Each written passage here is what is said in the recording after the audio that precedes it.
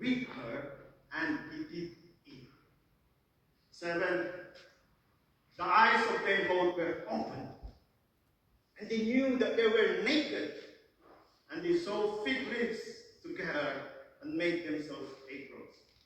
And they heard the voice of the Lord, God walking in the garden in the cool of the day. And Adam and his wife hid themselves from the presence of the Lord God amongst the trees of the garden. And the Lord God called unto Adam and said unto him, Where art thou? Amen. So let's all stand up together, brothers and sisters, and let's pray for the word of God. Father, we thank you for your word, O Lord.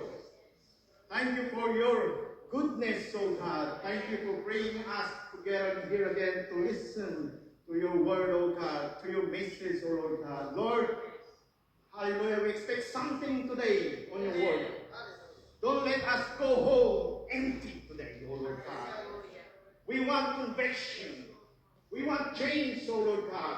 Don't let your word, O God, stay the same like me, O Lord God. I want change on your word today. Hallelujah. Strike me, O Lord. Give me the right spirit today. In the name of Jesus. Hallelujah. Amen. Amen. Hallelujah. One more time, let's clap our hands to the Lord.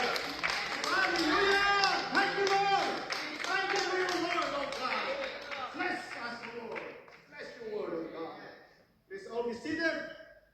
The title of the message of the Lord today is Silence is Disobedience. Hallelujah. The character that I will be using today is Eva, Eve in English, the mother of all living. She is a wife, a mother na minsan nagkamali mga kapatid dahil sa isang pagkakamali, bumagsak ang tao. Amen. But this time, let's lift up the name of Eva. Kasi Mother's Day mga kapatid. Amen. Hallelujah. So let's go to Eve, the fall of man. Before the fall of man, there is the temptation of man first. Amen. Pinakinggan nila yung nilikha kaysa sa lumikha. Ganon din tayo minsan, imbis na pakinggan ang boses ng Panginoon, mas pinapakinggan pa natin ang boses ng tao. Amen. Ang salita ng tao, pwede kang ikapahamak, mga kapatid. The word of human is corrupt. Ang pangako ng tao na babali, mga kapatid, but ang pangako ng Diyos nangyayari sa buhay mo. Amen. Minsan, ang prinsipyo ng tao mas malakas kaysa sa atin. Na para bang ang salita ng Diyos, mga kapatid, nakakabingi, nakakasawa. It means, mahina yung Diyos sa atin. At mas malakas yung mundo kaysa sa atin. The God who truly loves you is being ignored. Yung totoong nagmamahal, nababaliwala. Amen. Pero yung nagmamahal na pabago-bago, yun ang ating niyayakap. Amen. Niyayakap ka ng Panginoon, pero iba yung niyayakap. Kino-comfort ka ng Panginoon by His Word, pero iba yung kino-comfort mo, mga kapatid. Amen. Mas gusto mo pang kausapin si serpent, si ahas na tinatawag natin, kaysa sa Diyos. Amen. Imbis na magsumbong tayo sa Diyos, nagsusumbong tayo sa Facebook. Amen. Imbis na talin natin yung ating problema sa Diyos, dinadala natin sa Facebook para magkaroon ng mga karamay. Amen. Sympathy, yes. Don't do that. Stop that. Speak to God. Amen. Minsan, yung pag-ibig ng Diyos parang nakakasakal. Lalo pa kinokorek na tayo, mga kapatid. Amen. Ayaw mong kinokorek. You don't want to be corrected. Gusto natin yung palagi tayong kinikiliti, yung binibless lang tayo. When it comes to the correction, our emotions palagi ang nangingibabaw. Amen. Aminin natin na ayaw talaga natin ang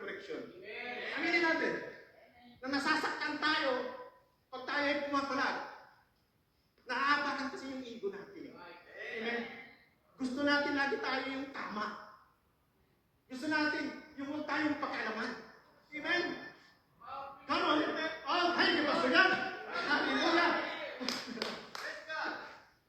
Love this word, mga kapatid. Love this word. You will be changed of this word. You will be changed of this faith. Remember, every time Pastor John is teaching about, charisma, anything like that, sometimes when I sit down and it strikes my heart, it hurts me, I convict. But the thing is, I say, I want to shout out, preach it, Pastor John. That's the one I want. Alam mo minsan, para naman tayo, no. God loves you. That's why He's bringing this message to you. Amen? Hallelujah. Ang totoong nagmamahal kasi, there is boundary. May order ang isang relasyon. Meron pa rin rules na dapat natin sundin. Lalo na kung ikakasira ng iyong relasyon. Amen? Nakakasira ng iyong buhay, nakakapahama. Ano ba yung nakakasira sa ating relasyon, mga kapatid? Lalo na sa Diyos. Kasalanan, mga kapatid. Amen? So let's go back to the scripture. The start of human fall is not when Eve eat the fruits, but when Adam is silent. Amen. Just stay with me. Amen. Every time na lang kasi, every time na nababasa natin, naririnig natin about kay Eva, about in Genesis chapter 3, lagi na lang natin sinisisi si Eva. Amen. Yes. Ang mga babae natin nasisisi. So always women almost get blamed because of what happened to Eve. Amen? Minsan, I feel sorry for Eve. Yeah. Yes, of course, kasi Eve is a woman. Amen? Eve is already dead. Amen? But until now, napapas pa rin siya. Kawawa talaga siya. Hindi man lang may pagtanggol yung sarili niya. Amen? Siguro kung totoo yung sinasabi ng mga lolo, like our ancestor said, the people that died, they're died already. They can come here. We know it's not true, okay? But if that's true, alam mo yung mabalik siya dito sa lupa, gagamit ng katawan. She's gonna use one of you. She's gonna go inside of your body. Amen? Sasapi sa sayo, She's gonna possess you. Do you wanna get possessed by Eva? Sister? Are you sure? Maybe it's gonna be good. She's gonna tell you, she's gonna warn you, don't do this. I done that, something like that. Mali natin, advisean kayo ng maganda, ng mawarningan kayo. Amen? So, sa mga kaibigan, sino pa dito yung kaugali ni Eva? Yung paiba-iba. Amen? Sister Jane. Say, kumahami Sister Jane. That's good. Honest. Paiba-iba. Same behavior like Eve. You always get reason, Na siyempre, number one na ginawa ni Eva is Marites, yung mahilig din sa prutas, shopping, window shopping. That's what she did then. Amen? Look, sisters, all the women in this room, don't misinterpret me, okay? Kakampi niyo ako ngayon dito. Amen? Hallelujah? Because it's Mother's Day. Sabi mo, Happy Mother's Day. Can you say it? Happy Mother's Day! Hallelujah! So, hallelujah! So, kawawa talaga mga babae na para bang walang pananagutan si Atan. Amen? That's what men always say. Yeah, because of you, women. If you don't eat that fruit, amen, sorry, I'm trying to translate in English, So, di sana, nakakausap ko pa ngayon ng mga hayop. Kasi nakakausap ng mga hayop, diba? So, nakakausap ko pa ngayon sana ang ahas. Are you sure? Are you sure wala na kayo nakakausap ng ahas? Okay, muna. Ibang ahas. Amen. So, men, mga lalaki, lagi lang natin sinisisi ang mga babae, di ba?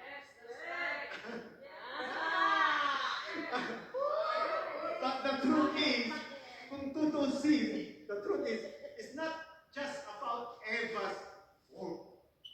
And sa oras na to, in this time, we're gonna see as well kung sino talaga ang unang may pagkakamali. Amen? Kung papasahin natin, if we're gonna read Genesis chapter 3, and we're gonna understand very carefully, we're gonna see na hindi naman talaga yung babae ang unang may pagkakamali lang. Amen? Lord, hindi naman talaga yung unang kumain sa prutas, kundi yung taong katabi niya na tahimik na walang ginawa. Amen? Yes, yes. Of course, yes. You like it? Sino bang unang kinreate ng Diyos? Si Adam, di ba? Kinausap ng Diyos, God spoke to Adam before God created Eve. Okay? God gave a command, nagbigay siya ng instruction. He trusts Adam. God trusts Adam. Adam was called to guard, to lead, and to steward the garden. God says, ikaw ang bahala. Ikaw ang bahala to all my creation. Amen? Sino bang nagpangalan sa mga hayop? Adam. Adam is the responsible. God trusted him. Amen? Did God give him dominion to manage, to lead, and yet, nung condition ng serpent, ang salita ng Diyos sa babae, nung tinutukso si Eva ng ahas, tahimik lang si Adam. Walang ginawa. Anong sinabi ng verse 6? It says, and when the woman saw the tree was good for food, and that it was pleasant to the eyes, and a tree to be desired to make one wise, she took of the fruit thereof and did eat, and gave also unto her husband, sabi niya, husband with her, and he did eat. Amen? Makikita natin dyan, pansinin ninyo, sabi dyan, and give also unto her husband with her, at anong kasunod, he did eat. Pansinin niyo mga kapatid, no? With her, with her. Ano pong ibig sabihin niyan? What's the meaning of that? Adam is not absent. He is with her. At the whole time, magkasama sila mga kapatid. Hindi yung kinain niya iba yung prutas. Si Adam was taking a bath, shower, whatever, swimming on the beach, whatever. You know, it's not because Adam was talking to the animals. No, the Bible didn't say that. It means Adam was not absent, but he was present. Amen. But Adam was passive, but he's not active. Pwedeng nandiyan ka, pero wala ka talaga. What I mean, parang mga Christian sa loob ng church, pero nasa labas yung isip, mga kapatid. Amen.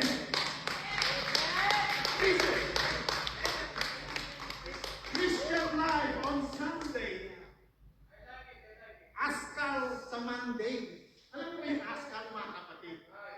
Askal, yung asong kali. If they are inside our, you know, the dog in Philippines, askal, the dog in the streets. Wild dog, yes. It's not like the dog puppy, you know. It's not. The dog in Philippines, yeah. It's like, if they're inside the house, they so behave. So behave. But they are outside, at the street, they become wild. Nagwawala, tumatakbo, tahol ng tahol, nangangaga, nakikipag-away, tumatay kung saan-saan. Amen? Can you see the principle of this? Now, there's a lot of Christians, they're inside but they look like they are outside. Yung Kristiyano na tayo lahat, including myself, your way of life, yung lifestyle natin, yung behavior natin, yung pananalita natin, yung kilos natin, pang-salimutan, pang-kalye, hindi pang-kingdom. Amen? Amen? Parang lang you really like heaven, mga kapatid. Gusto mo yung langit, pero yung pamumuhay natin, parang pang-impierno. Amen? Woo! Don't get hurt. If you get hurt, just say, thank you, Lord. Amen. Can we clap our hands to the Lord? Hallelujah! You are more. Are you sure? Hallelujah. Amen. Hallelujah. So Eve, she was deceived and Adam was passive. Amen. So si Eva, habang dinadaya mga kapatid, si Adam walang ginawa. Huwag natin sabihin na si Adam na-trick si Eva. Na-trick ni Eva mga kapatid. Hindi po sinabi ng Bible, hindi aware si Adam. Nung ibinigay ni Eva yung prutas kay Adam, the Bible says, he is with her and he did eat it. Silence na nga siya, kinain pa yung prutas, natubli-tubli yung kasalanan niya mga kapatid. Amen? Sa verse 8 mga kapatid, hallelujah, and the Lord God unto them and said, where art thou? So, no, when they heard the voice of God, ano ang unang ginawa nila? What they did do first? Nung nalaman nilang nagkasala sila, they hid themselves from the presence of the Lord. Nagtago sila mga kapatid, instead na tumayo sa tawag ng Panginoon. Diba ngayon, minsan ganyan tayo mga kapatid. Kapag tinatawag tayo ng Diyos, hallelujah, tulad ni Jonah, may pinapagawa ang Panginoon sa atin, pero nung hindi natin nagawa, nagtatago tayo. Kami say, I'm guilty. I'm guilty. Are we guilty mga kapatid? I am guilty. Hallelujah. Hallelujah. Kung tinatawag ka ng Diyos, pero parang wala kang naririnig, nagtatago ka. Hallelujah. Or, yung iba, pinagkakatiwalaan tayo ng Panginoon, tapos di natin ginagawa. Binabaliwala natin. Mahilig tayong mag-walk out. We always want to complain every time nahihirapan tayo. Amen? That's me, mga kapatid. Don't think that it's only you. Yung leadership ni Adam ay hindi nawala sa prutas, kundi nawala ito bago kagatin ni Eva yung prutas. Si Adam, mga kapatid, nandoon kasama ni Eva, pero hindi siya nagsalita bago pa dumating yung temptation. Amen? Bago dumating yung failures ng ating buhay, let us always recognize and acknowledge what God wants us to do. Amen? Minsan, ang bilis natin makalimot. Ang linaw-linaw ng utos ng Diyos. Pero bakit? Pag nandyan na yung temptation, mga kapatid, ang dalim natin makalimot sa salita ng Diyos. Amen? Hallelujah! Alam ko, bawal kapatid, pero kapag nandyan na, sasabihin mo, okay lang naman. Hindi naman panay-panay, paminsan-minsan lang naman. Hallelujah! Alam mong bawal i-message si ex. Oh, may masama dito, pero mini-message mo pa rin. Hallelujah! Minsan-minsan na naman, wala nang nakakalam. Hallelujah! Bawal mag-lasing, pero sabi mo, isang buti lang naman eh. Grade 1 lang naman eh. Ay, so baka naman, baka 4 ka yan ha. Hallelujah! Hallelujah! Hallelujah! Kaya hindi ko makapal yung anointing eh. Kasi paminsan-minsan eh. Amen? You know that you have a meeting in the Lord every Sunday, but sometimes you say, Lord, forgive me. I cannot meet up with today. I cannot go to the church today. Because there's an overtime. Amen. Pera dito. Next time na lang ako atin. Sayang dito kasi. Ganun tayo minsan mga kapatid. Madali tayo makalimot. Yung godly discernment ay hindi nawala sa before even eat the fruits na. Bago tayo magkasala, bago tayo nagkamali, ang daming salita ng Diyos na narinig natin. Pero naabandon lang, pinakinggan. Pero hindi sila puso, mga kapatid. Hindi pinasabuhay. Kaya madali tayo matakihin ng kaaway. Madali tayo matukso. Hallelujah. For example, ilang preaching ng ating narinig, ilang salita ng Diyos that we heard, na we read, mga kapatid. There's a lot of Bible verse that we share on Facebook. But sometimes, ang bilis natin makalimot. Ang bilis natin magkamali. Bakit ang dali-dali natin magkasala? Definitely, hindi naman nagkulang ang Diyos. Amen? Hallelujah. So, nung nagkasala sila, sino ang unang hinanap ng Diyos? Samantalang si Eva ang nagkasala, pero sino ang hinanap ng Diyos? Si Adam. Amen. Amen. That's good. So, and the Lord God called unto Adam. Ang unang tinawag ng Diyos ay si Adam. Bakit? Sa kanya kasi pinagkatiwala. Yung responsibilidad. Kaya anong tanong ni Lord? Where art thou? Nasaan ka? Sabihin mo nga sa katabi, can you say it? Nasaan ka? Nasaan ka nung hinahanap ka ng Diyos? Hallelujah! Hinahanap ka ng Diyos! Hinahanap ka every Sunday! Hinahanap ka sa Bible study! Hallelujah! But God, where are you? Hallelujah! Yes! Here I am, Lord! Samuel. So the question is, it's not a question of location, okay? But the question is, it's a question of responsibility. Ang tanong na yan na nasaan ka, ay hindi ng tanong na kung nasaan talaga si Adam. Kasi God is omniscient. So ang tanong na yan is about responsibilidad. So sa palagay ninyo, hindi alam ng Diyos kung nasaan si Adam? No. He knows, of course. He is, the God is all-knowing. So, ano yung tanong? Adam, nasaan ka? Nasaan yung pinapagawa ko sa'yo? Sister, Adam, nasaan ka? Hallelujah! Pinilit ko sa'yo ito, bakit mo pinabayaan? Anong ginawa mo? Nasaan ka? Anong nangyari? Anong nangyari? Hallelujah! Ang tanong ko, Lord, nasaan ka? Kailan? Ano ba? Year 2026 na. Hindi naman yung pagbago. Responsibilidad mo, nasaan na?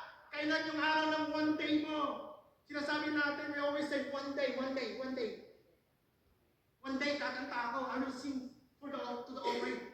One day, I will do the opening prayer. One day, makikita nyo, I will preach the word of God.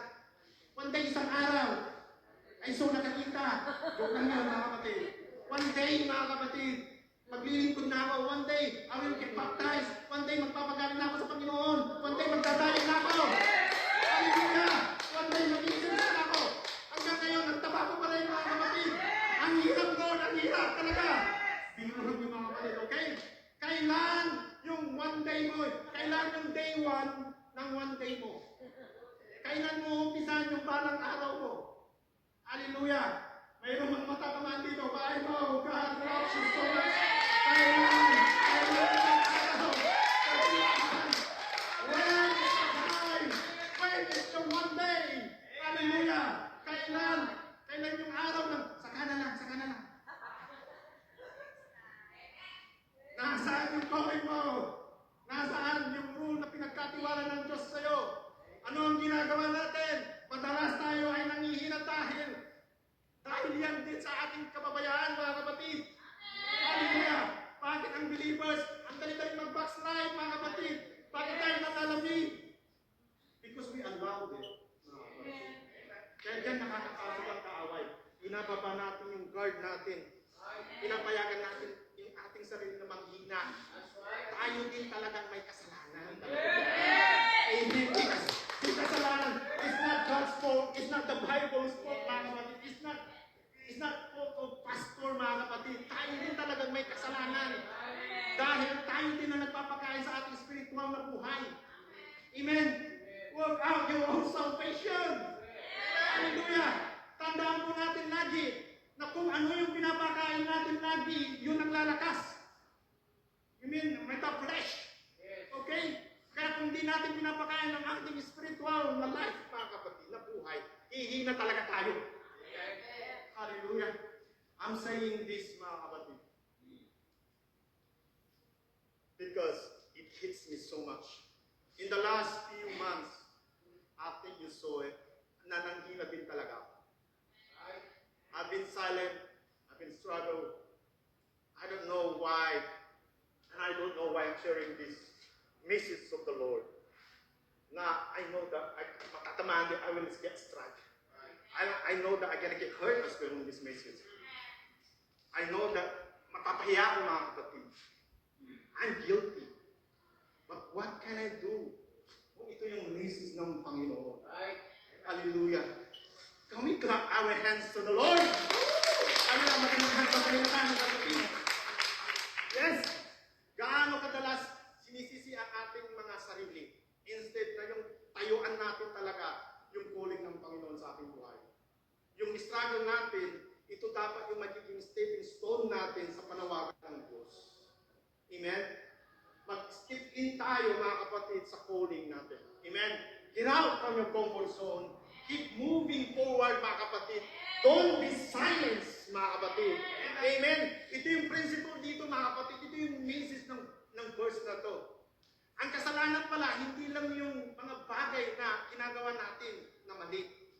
Kundi ito rin yung alam mong tama, pero wala kang ginagawa. Ang tawag diyan is omission. Omission.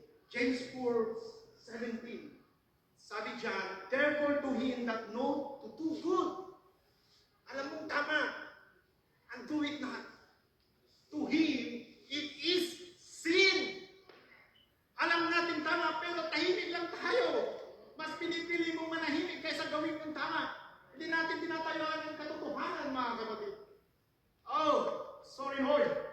Alam mo mali si sister, pero wala akong ginawa. Alam mo mapapahamak ang kapatid mo, mas pinili mong tumahimik.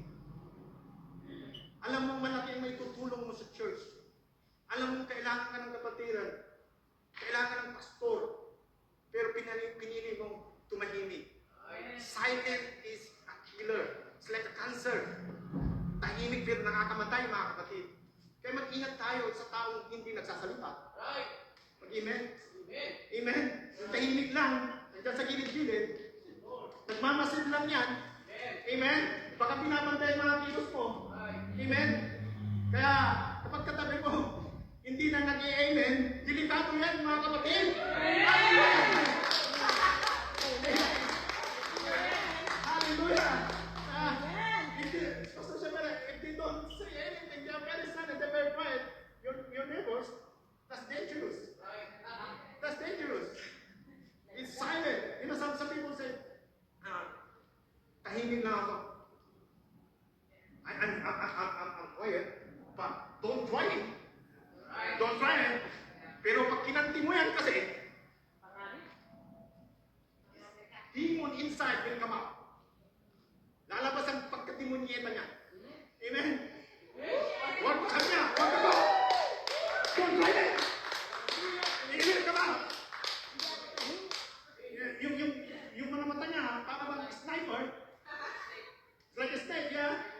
Very quiet, but you don't know, kinagat ka naman. Yung mga mata nila, pag tinakausap ko, tinitignan mo, nanlilisik, mga kapatid. Parang mata ng sniper na anaconda, mga kapatid. Hallelujah. Tingnan mo ang katabi ng mata ng katabi mo. Ayan. Kung beautiful eyes pa siya. Pagka snake eyes na yan. Hallelujah. Ang pagiging silence mo, mga kapatid, yung hindi mo pag-act sa tama, may consequences yan. May consequences sa buhay. True.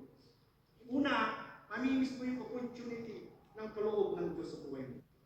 Yung mga pangako ng Diyos sa'yo, mamimiss mo. Pangalawa, it will affect others. Amen? Mananagot din yung mga taong nasa paligid mo. Look what happened to Eva. Kung nagsalita lang sana si Adam, I-rebuke niya sana si Eva. Pinagsabihan lang sana. Hindi sana walang nangyari pagbagsak ng tao. Wala eh. Mas pinili niyang tumahimik eh. Kaya anong nangyari? Napahamak ang tao. Don't be silent. Don't ignore. Don't be quiet. Ano sinabi ng Pastor Jess lagi niya? I won't be quiet. My God is alive. I'll keep it inside. I will not keep it inside. Don't be quiet.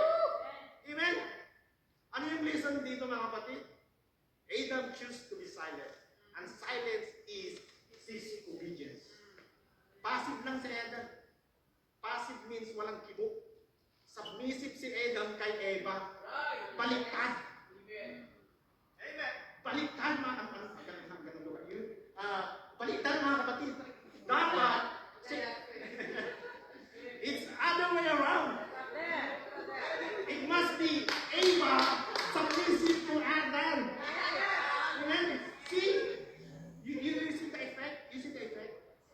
If we don't follow the order of God, there is a destruction, calamities. Amen. Chaos. Amen. That's why, listen. That's why. Don't rebuke the word of God. Amen. You need to submit to the word of God. You're not submitting to me or to husband, but you are submitting to God.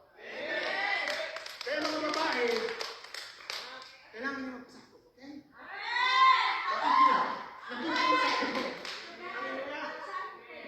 And men, don't be silent. You need to take the authority that God gave you.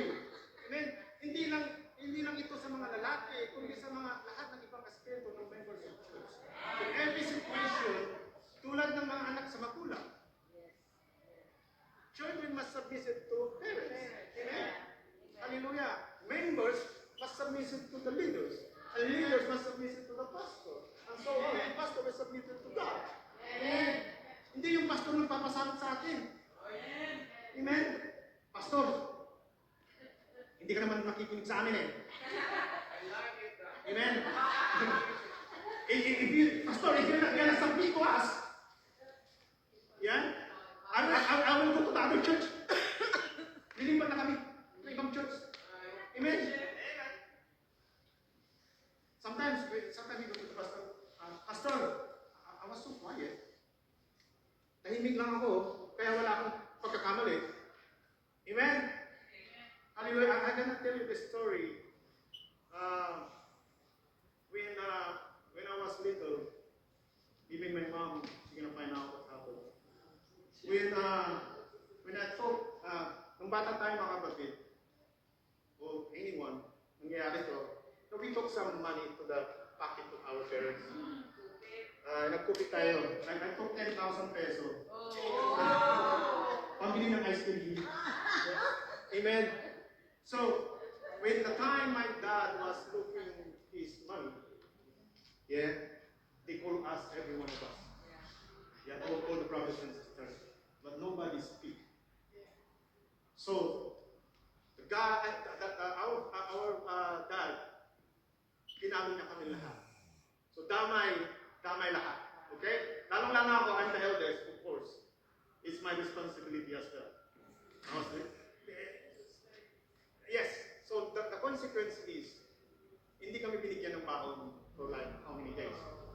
So, nakikita yung consequences kung walang pagsasalita. There's a consequences. Amen? Like, I remember my grandma, because let's say, our house, my dad's house and my mom's house is separate, yeah?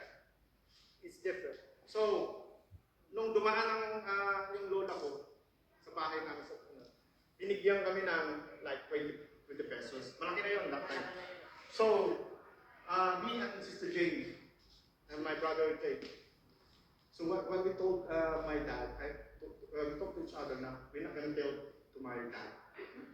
No, and then we go to the off license and we bought a lot of ice cream to eat, you know. And, so, and then at the time, my dad found out that, yeah, we didn't give the money to him.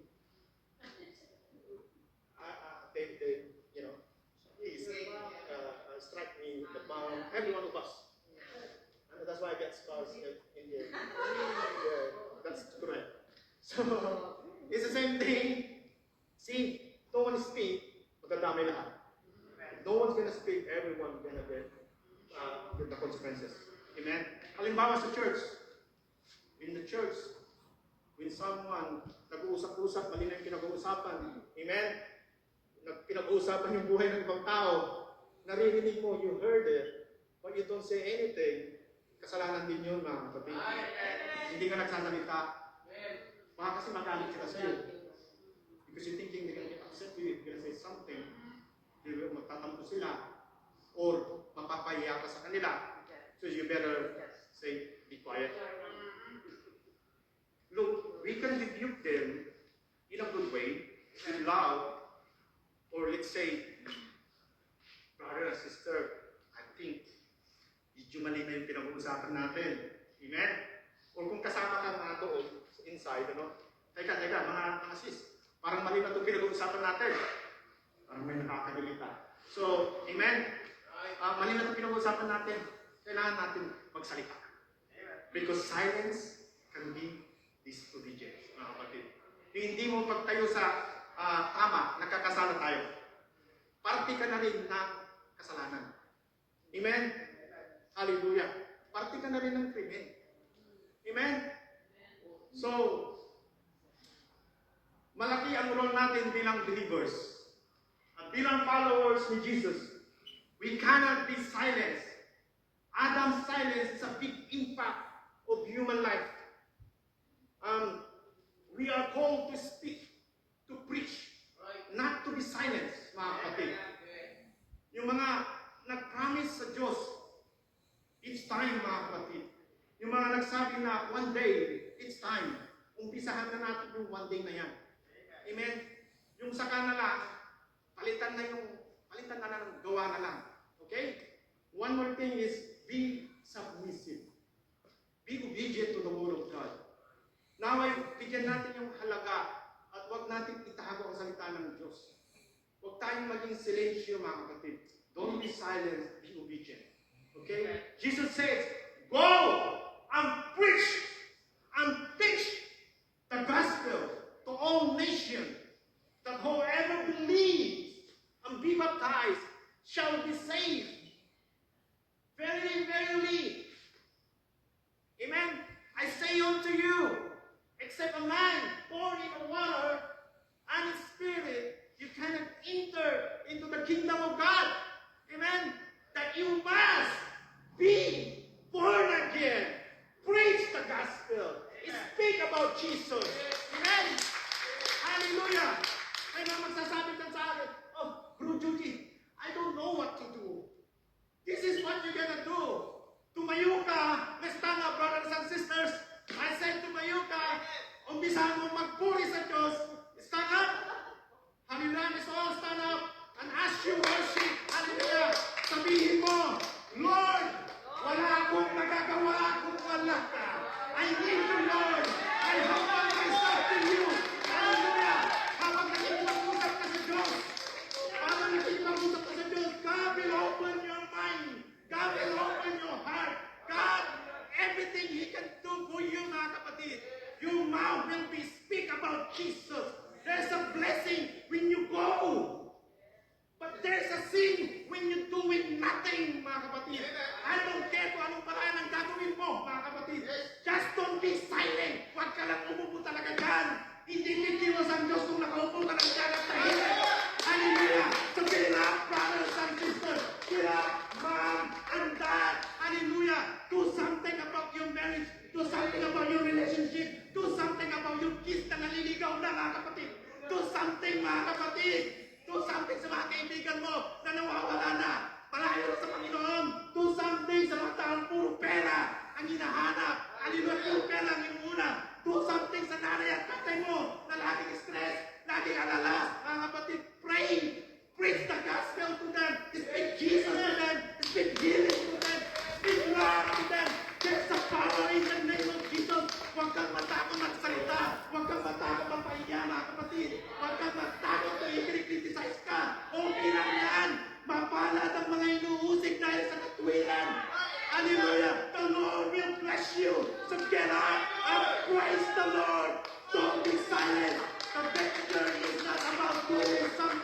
The danger is about doing